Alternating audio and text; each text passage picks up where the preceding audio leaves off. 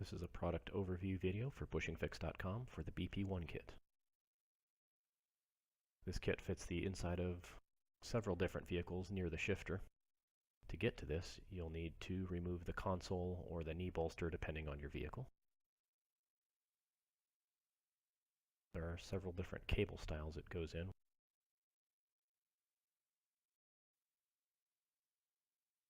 You can use the installation driver that's included with the kit. It makes it a little bit easier, but it's not necessary.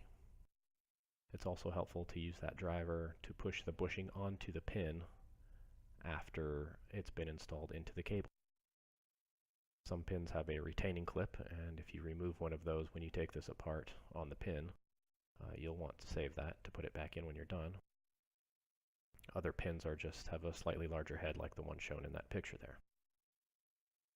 Use a small amount of grease included with the grease packet.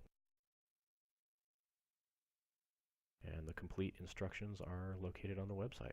You can order at bushingfix.com. Thanks again.